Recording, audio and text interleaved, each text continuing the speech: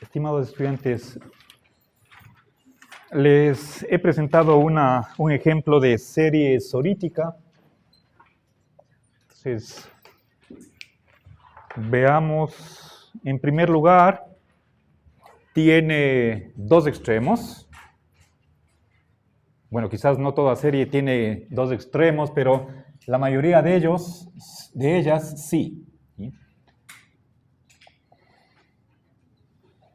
Por una parte, el primer elemento ejemplifica uno de los opuestos clarísimamente.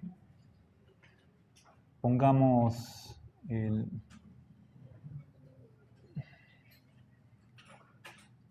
F sub A y por otra parte el opuesto. A ver, aquí pongamos A sub 1, acá A. Dependiendo de cuántos miembros tenga la serie, aquí va un subíndice. Supongamos que sea 100, podrían ser 1000, 10.000, 100.000. ¿Sí? Bien. Entonces, es relativamente indiscutible que este par de miembros ejemplifica definitivamente cada uno de los opuestos. Ahora, ¿qué pasa con cualquier pareja de elementos contiguos? Todo par de elementos contiguos, es decir, que estén uno al lado del otro. Llamémosle, por ejemplo, A sub n más 1. Tienen las siguientes dos características, que son casi totalmente similares o idénticos.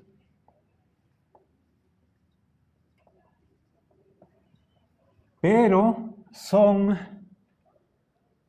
mínimamente disimilares.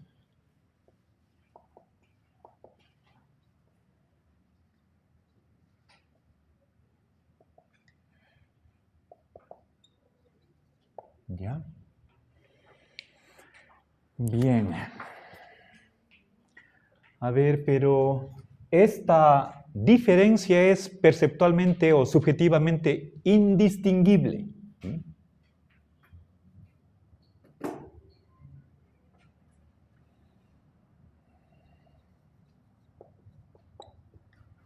Subjetivamente o perceptivamente indistinguibles.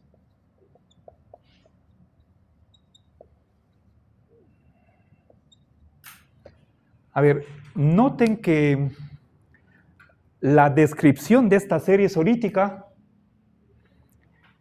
aparentemente es contradictoria.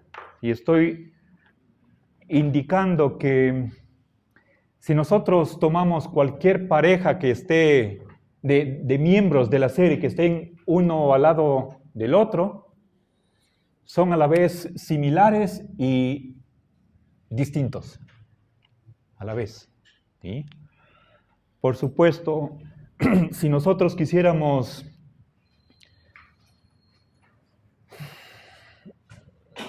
indicar cuantitativamente en qué medida es similar, en qué medida no lo son, podríamos decir 99% y 1%. Se podría ser un caso. ¿Sí? Pero la descripción está en sentido cualitativo. ¿Sí? A la vista no se capta ninguna diferencia, que sí la hay objetivamente. ¿Sí? Bien, o sea, no son totalmente idénticos, aunque sí muy cercano a ese extremo, y por lo tanto hay una variación que se da en la realidad, pero que escapa a nuestra captación sensible. Bien, este es la caracterización de una serie sorítica. ¿Sí? Es decir, nosotros insensiblemente pasamos de un extremo al otro sin darnos cuenta.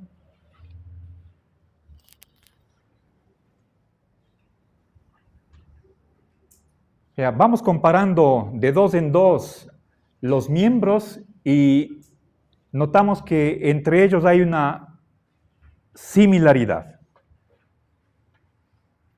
O si quieren ustedes, una continuidad. ¿Sí?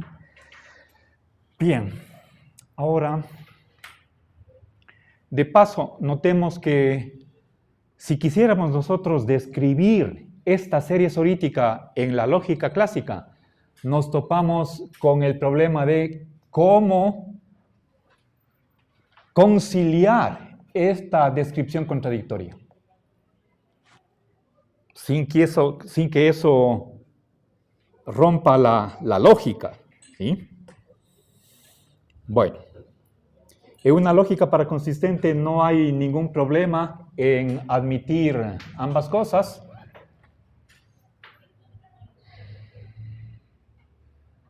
Seguramente aquí hay una dificultad inicial para la lógica clásica al momento de describir esta serie sorítica.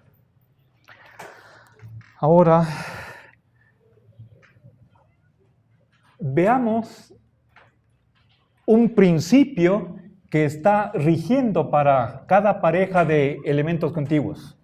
Es el principio de similaridad. ¿Sí? O si quieren ustedes,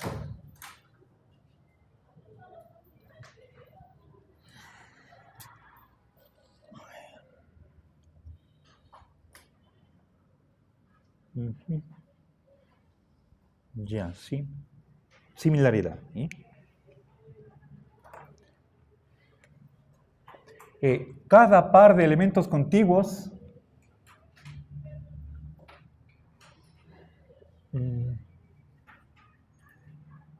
a ver, dos elementos contiguos.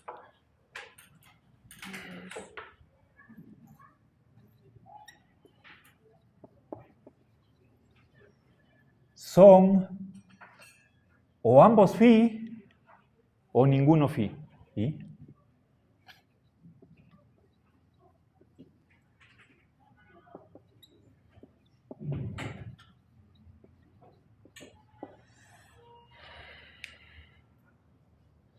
En el caso de las láminas de colores, o ambos son verdes o ambos son azules.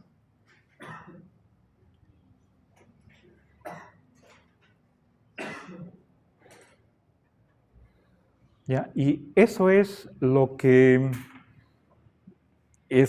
está de acuerdo con el principio de equidad. ¿Sí?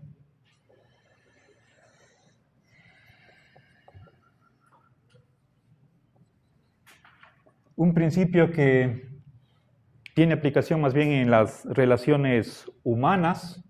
¿Sí?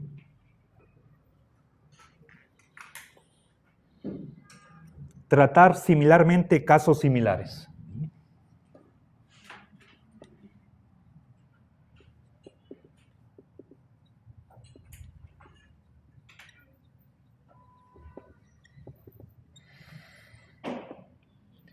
Y en esto tiene que ver con la justicia.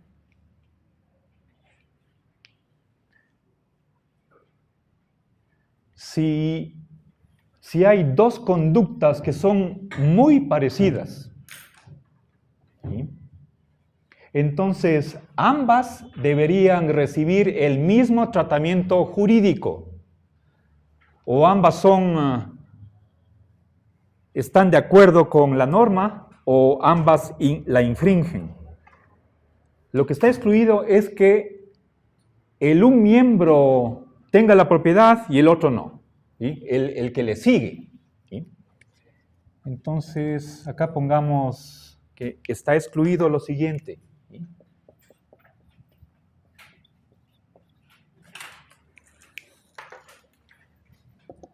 Que A sub n sea phi, pero no phi el siguiente elemento, a sub n más 1. Con otras palabras, si nosotros examinamos, tomamos una pareja de miembros contiguos, que esté el uno al lado del otro, no puede ser que entre ellos haya una división de tal manera que el uno, el primero, caiga dentro del alcance de esta propiedad phi y el otro, el siguiente, dentro del alcance de su opuesto. Entonces, por ser similares, no puede ser que la línea divisoria entre los opuestos justo caiga entre dos pares de elementos contiguos, entre un par de dos elementos contiguos. Bien, entonces podemos decir que aquí se da un entrenamiento.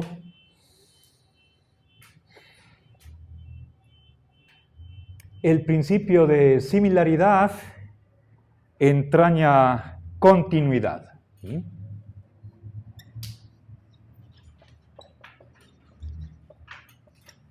A ver, lo que está excluido sería precisamente la discontinuidad.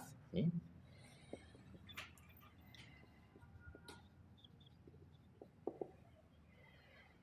Es decir, no puede haber un punto a sub n que sea phi y que el siguiente, a sub n más 1 o el anterior a sub n menos 1, bueno, él no sea phi. Aquí estoy poniendo, nosotros podríamos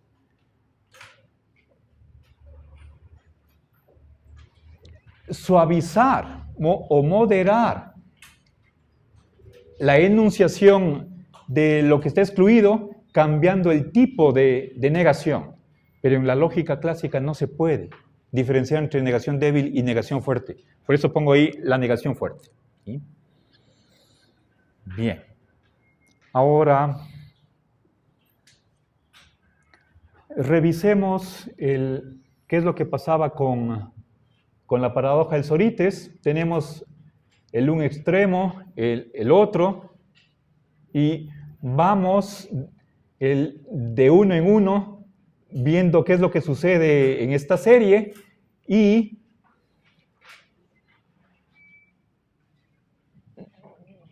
por el Sorites o en la paradoja del calvo, si es que el primer miembro no era calvo, tampoco el último. ¿Sí? Nunca había ese salto, ese paso del un opuesto al otro. Pero el problema es que desde la lógica clásica, ¿sí?, tiene que haber una discontinuidad. ¿Sí? Veamos, ¿cómo podríamos en la lógica clásica expresar esta característica de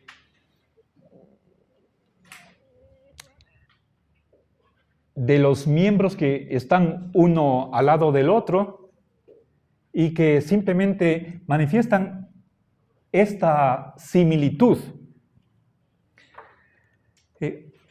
Veamos en la lógica clásica el principio de preservación. Expresado o formulado de la siguiente manera. Si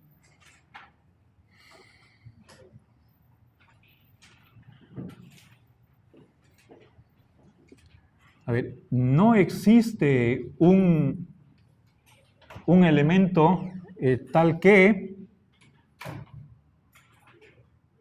a sub n sea phi, pero el siguiente, a sub n más 1, no phi en absoluto. ¿Sí? Bien, se está excluyendo esto de acá. No puede haber ningún miembro de la serie tal que suceda esta condición.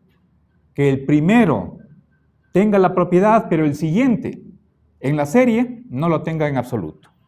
eso no puede suceder. Ese es el principio de preservación. ¿Sí? Es una de las maneras, a ver, ¿y esto qué significa? Con otras palabras,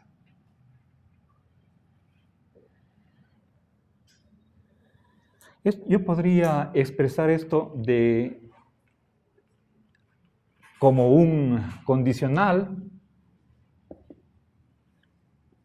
No existe ningún elemento tal que, si A sub n es phi, entonces,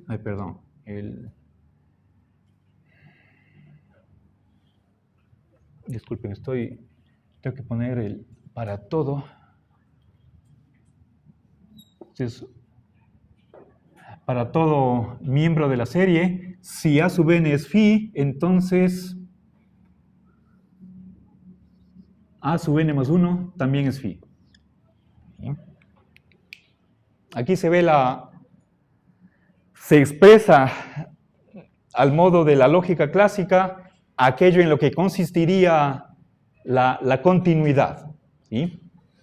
Estamos comparando dos miembros contiguos, A sub n y A sub n más 1. Si el primero es phi, también el segundo. Y eso para cualquier A sub n. Esto a su vez entraña que no puede haber el corte entre los opuestos entre dos pares de elementos contiguos. ¿Sí? Eso está excluido. Pero lamentablemente, según la lógica clásica, tiene que haber un corte de este tipo. ¿Sí?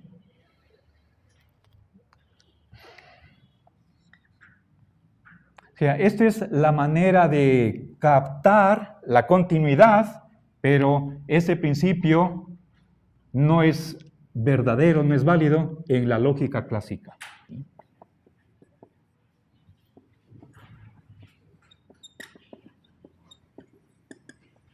Entonces, tiene que haber un elemento de la serie tal que el primero sea phi y el siguiente no lo sea. ¿Qué dificultades tiene esta discontinuidad? ¿Sí? 2.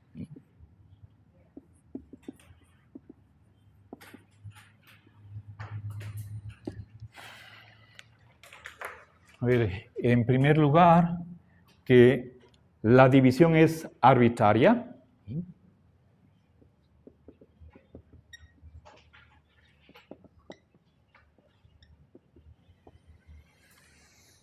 Es decir, sin fundamento, injustificada.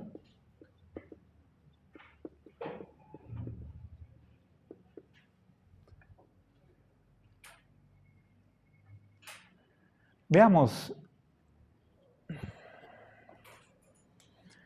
si tenemos aquí alto y bajo,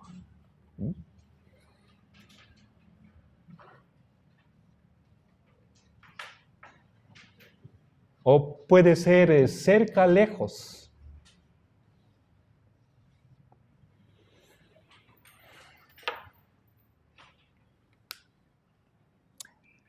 O sea, ¿cómo podemos evitar el absurdo que se sigue de la paradoja? Haciendo un corte. ¿Sí? Sí, va a haber un primer elemento aquí en esta serie que sea phi, pero el siguiente no lo sea en absoluto. ¿Sí? Entonces, ponemos aquí A sub n y acá A sub n más 1. Y recuerden que esto se puede cuantificar. Si hablamos de altura, ¿cuánto mide? Pongamos ahí metros, centímetros, milímetros. Podemos irnos con decimales, con toda la finura que deseemos. En el caso de cerca, lejos, igual, se trata de dar una distancia. La que sea, 1000 metros. ¿Sí? En el caso de calvo y no calvo, ¿sí? Igual estamos hablando de número de cabellos, ¿sí? En la cabeza. Y eso es algo cuantitativo. ¿Por qué la diferencia de un pelo, 1 milímetro, ¿sí?, nos hace pasar del un opuesto al otro. En el caso del montón, ¿por qué? Un grano de arena. ¿Sí? Teniendo en cuenta además que la diferencia entre estos dos miembros es perceptualmente inaccesible. ¿Sí? No podemos captar esa diferencia. Entonces, a eso me refiero con esta primera dificultad. ¿Sí? ¿Por qué una mínima diferencia a nivel de una serie cuantitativa me hace pasar de un opuesto al otro? ¿Sí? En la realidad no hay un fundamento para esa división. ¿Sí? Es sin fundamento en la realidad.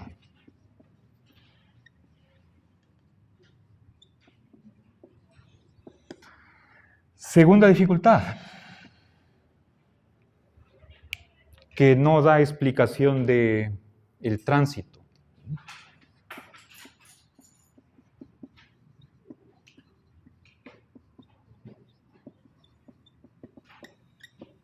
El paso de un opuesto al otro. Esto que está aquí con la flecha en color verde.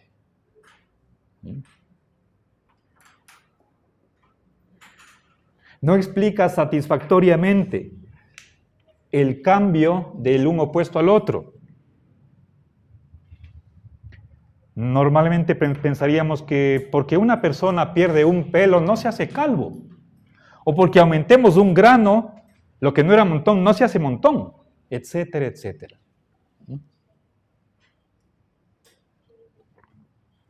Entonces, si nos preguntamos, y esa es una de las preguntas que formulé al comienzo de esta unidad, era ¿cómo transcurre el paso del uno opuesto al otro? ¿Sí? ¿Cómo es la diferencia entre un par de opuestos? ¿Sí? Parecería que una diferencia tan pequeña que escapa a nuestra percepción no podría explicar el paso del uno opuesto al otro. ¿Sí? Ahora, veamos si es que al postular una discontinuidad nos topamos con estas dos dificultades que son graves. A ver, bueno, la otra es que la lógica clásica tiene que discriminar, ¿sí? Hace una discriminación donde no la hay, ¿sí? Creo que eso podríamos ponerlo como un detalle de la primera dificultad, ¿sí? A ver.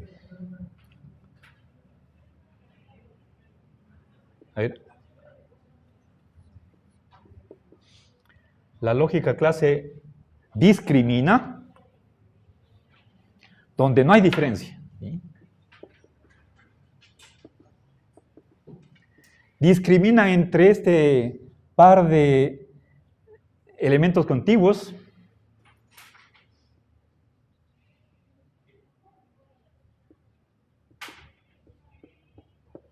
No hay diferencia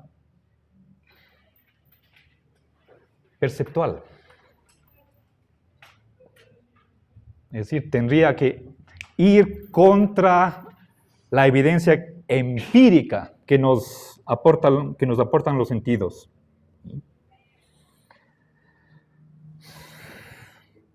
La serie de láminas que les presenté anteriormente, en cada par de láminas podemos darnos cuenta que está funcionando este principio de acá. O ambos son verdes, o ninguno lo es. ¿Sí? Entonces, no puede ser que solo el uno lo sea y el otro no lo sea en absoluto. Y sin embargo, la lógica clásica está obligada a renunciar a esa continuidad. ¿Sí? Ahora, si es que esta discontinuidad es inconveniente, lo mejor sería, para no incurrir en estos dos errores, aceptar el principio de similaridad y, por lo tanto, también la equidad. ¿Sí? No puede suceder que haya un punto que marque la diferencia entre los dos opuestos. ¿Sí? Bien. Ahora, veamos qué sucede con la dificultad del tobogán. ¿Sí? Ahí hay otra solución.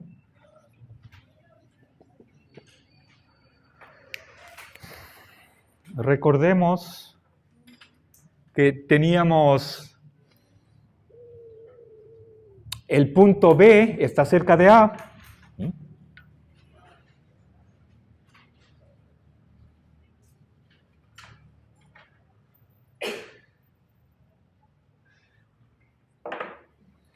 Aquí tengo el punto A. Empiezo con el punto B. B está cerca. ¿Sí? ¿Y qué pasa con el tercer punto? C está cerca de B, pero como B está cerca de A, por lo tanto C también estaba cerca. ¿Sí? Y para pasar de las afirmaciones de que B está cerca de A, a ver, escribamos. ¿Sí? B cerca de A, C cerca de B, por lo tanto, C cerca de A. Aquí estoy haciendo yo una inferencia. ¿Sí?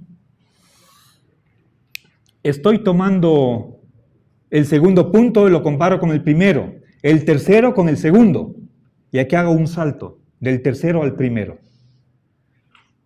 Detrás de esto está una regla de transitividad. ¿Sí?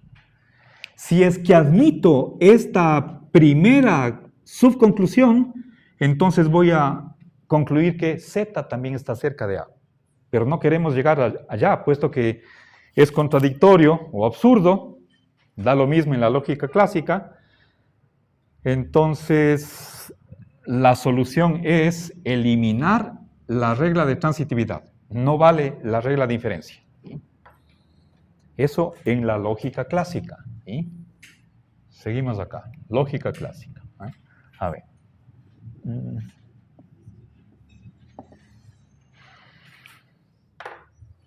Invalida la transitividad. O sea, para evitar el absurdo, la conclusión, ¿sí?, de que Z está y no está cerca de A, entonces renuncia a la transitividad, a la regla de inferencia. ¿Sí?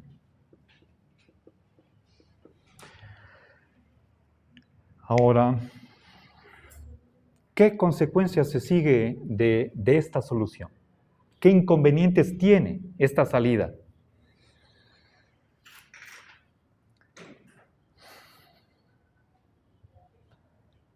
A ver, o sea, para evitar el absurdo, ¿sí?, rechaza la regla de inferencia. ¿Ok? Bien, hay dos maneras. Cuando tenemos un argumento en general, veamos, tengo P1, P2, Pn, y de aquí saco la conclusión Q, gracias a la regla de inferencia. Siempre que estamos ante un argumento cuya conclusión no estamos dispuestos a aceptar, nos queda dos caminos para derrumbar el argumento.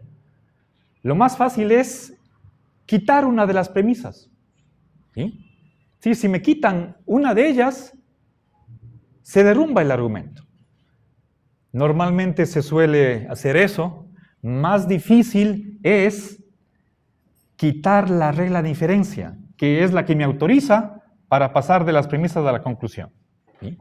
Entonces, en el caso del Sorites, lo que se hace es renunciar a la premisa mayor. ¿Sí? Ejemplo, una premisa de esta forma y con eso ya estoy impidiendo que lleguemos al absurdo. En el caso de la dificultad del tobogán, la solución es quitemos la regla de inferencia. ¿Sí? Bien, porque la misma razón que hay para decir que B está cerca de A, hay para decirla que C está cerca de B. Puesto que B es el punto contiguo a A y C es el punto contiguo a B. ¿Sí? ¿Cómo paso del tercer punto al primero? Por transitividad. Entonces es esta regla la que tiene que estar mal. ¿Sí? Ahora, el inconveniente de esto es lo siguiente. ¿Sí? El maximalismo.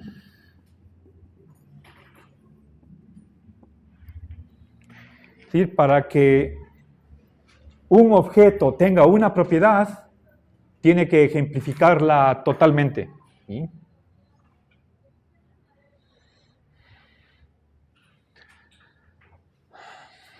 Digamos, X es phi solo si X es totalmente phi. ¿Ya? Es decir, ¿qué es lo que está cerca de A? ¿Sí? Si es que, a ver, pongamos,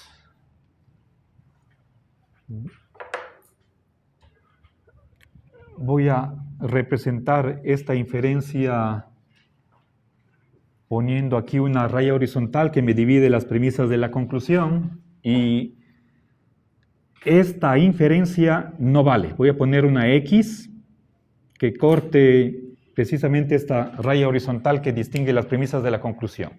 No vale. C no está cerca de A. Por más que se aparte un poquito de A, ya no está cerca. Eso quiere decir que el único punto que está cerca de A es B, el que está totalmente cerca. Tan cerca que ya más cerca que B ya no hay más. ¿Sí? Eso es el maximalismo. Para que un objeto posea una propiedad, no es suficiente tenerla en un alto grado, sino tiene que tenerla al 100%, absolutamente, totalmente. ¿Sí? Lo cual significa que no habría ejemplificaciones imperfectas de esa propiedad. ¿Sí?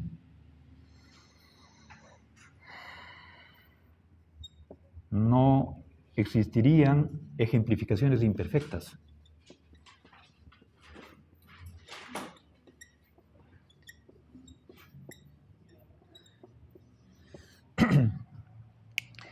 No podría ser que algo sea phi si es que no lo es plena y cabalmente. Pensemos, por ejemplo, en las notas que se necesita para aprobar un curso aquí en la universidad. Tenemos una escala del 0 al 100 y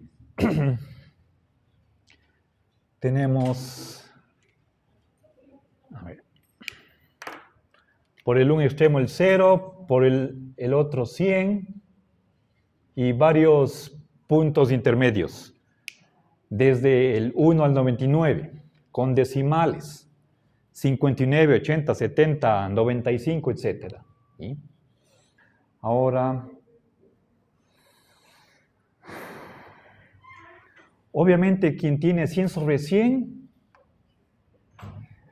es una persona estudiosa, aplicada, aprueba el curso. ¿Qué pasa con la que tiene 99?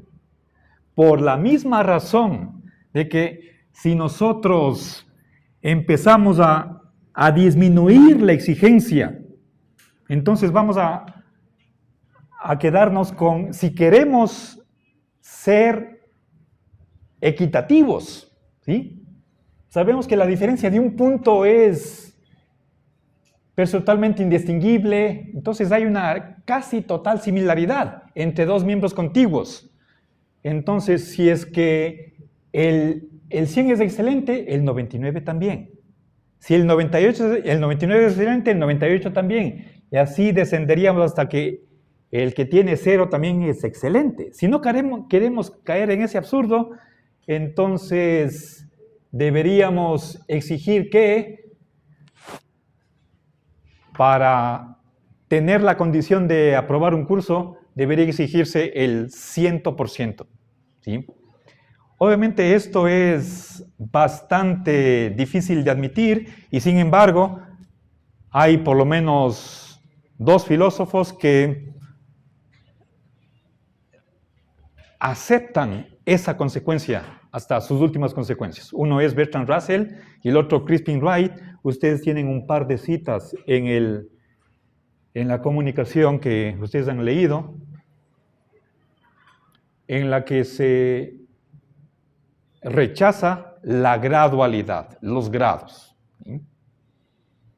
Y por lo tanto se incurre en este maximalismo. ¿Sí? Creo que, si no todos, la grandísima mayoría, no confundimos lo bueno con lo óptimo. Creo que somos suficientemente flexibles como para admitir que un objeto tenga una propiedad, aunque no lo tenga absolutamente, perfectamente. ¿Sí? Bien, en conclusión, ¿sí? Si es que aceptamos la discontinuidad, vamos a caer en dificultades. Si es que renunciamos a la regla de inferencia del tobogán, igualmente caemos en el maximalismo. Entonces creo que, y en el fondo el maximalismo me está diciendo que no hay grados. No puede haber situaciones intermedias, sino que tenemos o totalmente o no en absoluto. Entonces creo que la solución de todo esto es admitir grados.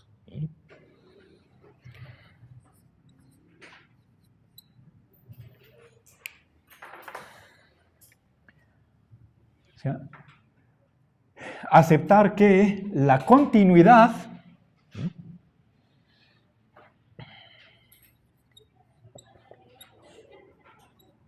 puede salvarse con la admisión de grados. ¿Sí? Y estos, a su vez, nos lleva a la contradicción. ¿Sí? Bueno, ¿cómo aceptar esto? Con una lógica no clásica. ¿Sí? Pero si nosotros nos aferramos a la lógica clásica, vamos a entrar en serias dificultades que he tratado de exponer en esta clase. Bueno, y con eso doy por terminado el tratamiento de la paradoja del Sorites y el fenómeno que está detrás, que es lo difuso o más conocido como la vaguedad. Bueno, quedémonos aquí.